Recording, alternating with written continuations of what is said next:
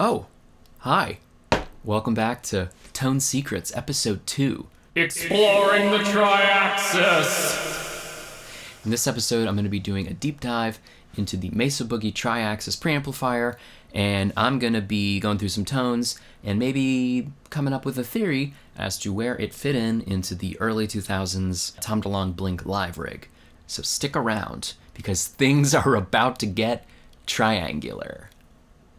Alright, so I've opened up the Nembrini CaliAxis plugin in my DAW, and I have set all the settings to the settings that we can see in the Guitar Breakers 2004 interview photo, which is gain on 3.5, treble on 4.5, middle on 6, bass on 5.5. We can't really see the presence and the dynamic voice settings, so I just set those to 5. Halfway in between seems like a good middle ground. I have a 4x12 cabinet loaded with V30s, same as Tom's, I believe. And I'm only using an SM57 microphone on that because it's like a pretty industry standard sounding mic. There's all sorts of extra bells and whistles like compression, modulation, delay, reverb. Obviously I have all those turned off, but I am using the power amplifier section of this plugin because Tom was going into the Mesa Boogie power amp, so I figured that would be kind of like a helpful comparison to use the Mesa Boogie built-in power amp. So what I'm going to do is I'm going to click through all 8 of these channels with these settings that we can see from the photo, and let's just listen and see if we can hear some semblance of something that sounds familiar or sounds like Blink, and garner some idea of what this piece of equipment was being used for. Here we go. Rhythm 1.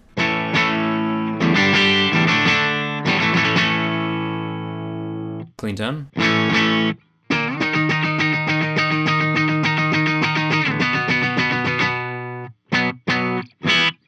Let's go to rhythm 2.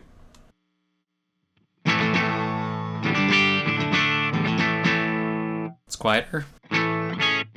Maybe cleaner.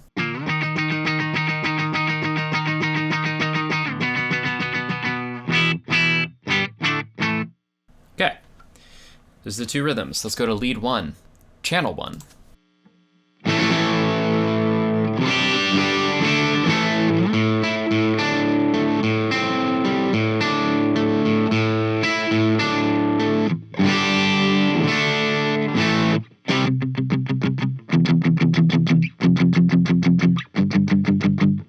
Pretty clean still for lead 1. Here's lead 1, channel 2. A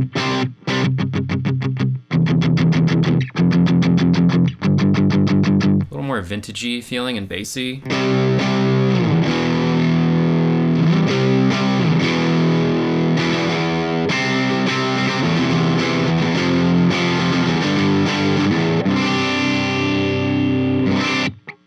Let's go to lead 1, channel 3. Ooh, this one's gainier but quieter.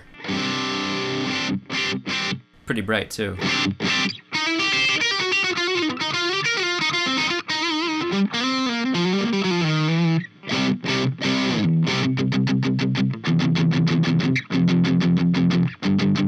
don't know why I keep playing that riff. It's like crunchy and clean, you know?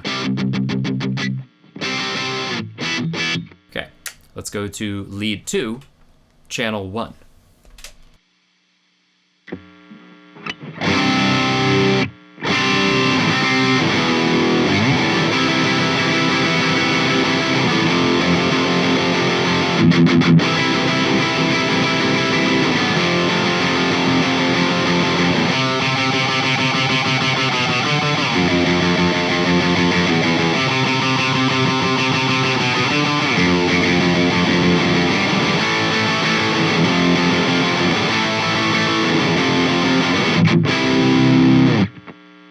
Pretty cool.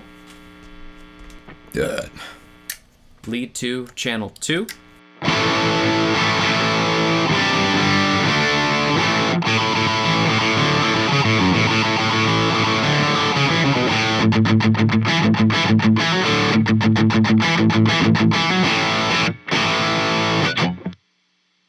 All these are like kind of not too distorted because the gain's so low from the settings that are in the photo. Let's go to the last channel, lead 2, channel 3.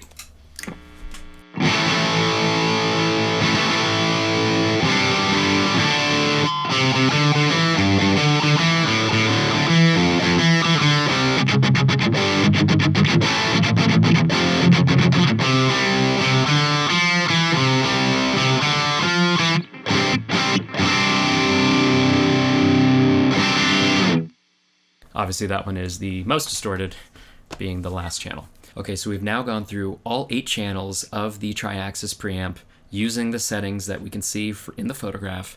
Did any of that sound familiar or sound like Blink or sound like maybe what this preamp was being used for back then?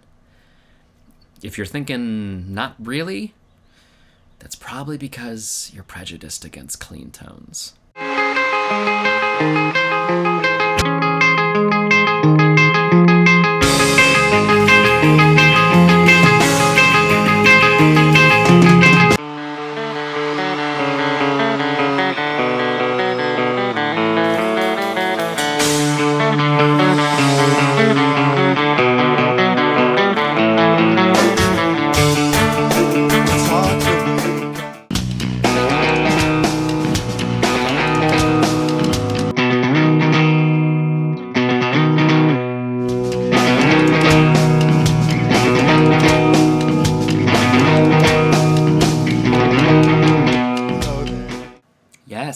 Yes, the TriAxis was used for the clean tone.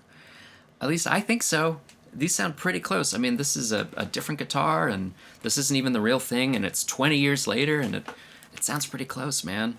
His pickups are a little hotter, so maybe I'll turn the gain up from 3.5 to like 4.5.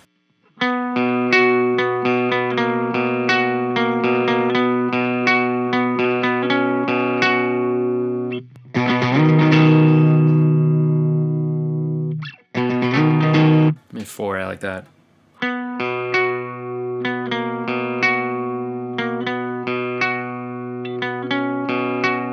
And check this out, I have a Boss BF2 flanger, which is very similar to the BF3 flanger that he had in his rig. In fact, the only difference is the BF3 has like a couple different modes, and he had his in the standard mode, which is just the BF2 flanger. So with this flanger kicked on in the same settings,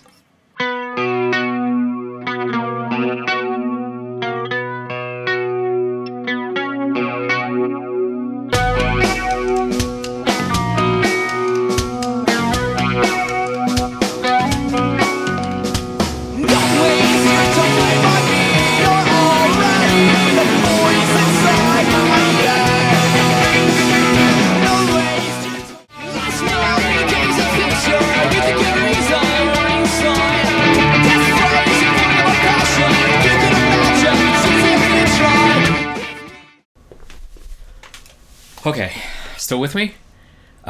So why do I think this happened? Why do I think he used the TriAxis for a clean tone?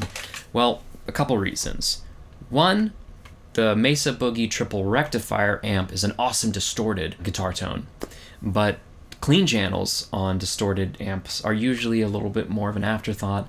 They're not that spectacular, maybe, whereas the TriAxis has a lot more flexibility, different clean channels, and different ways to, you know, sparkle them up with the presence control, with the dynamic voice control, etc., etc. Another possibility is that the triple rectifier amp doesn't have MIDI switching capability. So if you wanted to bring, say, like the Boss flanger into the mix, or the G-force rack, say for like delays or trippy, you know, I think that Letter to Elise flange is probably from that. You wouldn't be able to use MIDI to switch the channels on the triple rectifier, but you would be able to use MIDI to switch the channels on the TriAxis. So that opens up a lot of flexibility as to if you're using the flanger on clean tones or crunch tones, which you did, which you could do with the TriAxis, but I don't think you could do that with the triple rectifier. So that's another possibility. A third one, and this is important, this is kind of a caveat to the whole video, is these settings that I was testing from the photo. They sound pretty good on the clean tone. I think that's kind of what they were, but that doesn't mean he didn't also have 50 or 60 or 70 other presets that were also being switched throughout the night. In the interview, he says sometimes he's using only 1 amp, sometimes he's using 2, sometimes he's using all 3.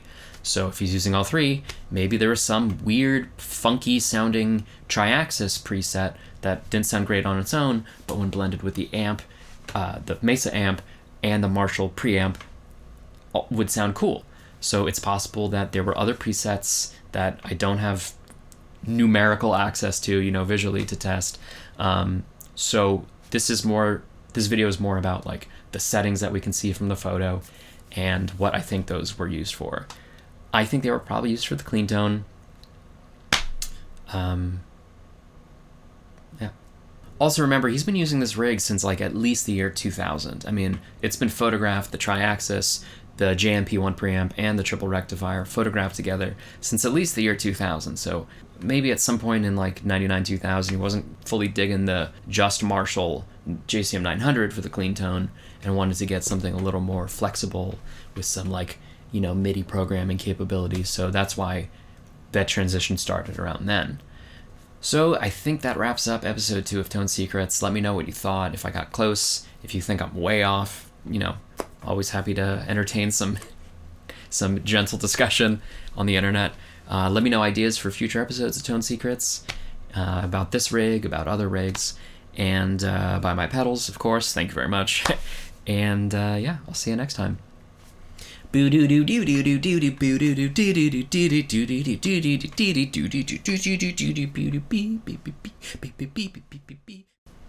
Guys, it is so weird talking to the camera by yourself, alone. It's really awkward and uncomfortable. It's really a skill, and I'm not saying that I'm particularly good at it just yet, but I do feel weird about it and doing it. I feel like I'm making like a manifesto video that will one day be discovered, except it's about the nerdiest shit of all time. Ugh.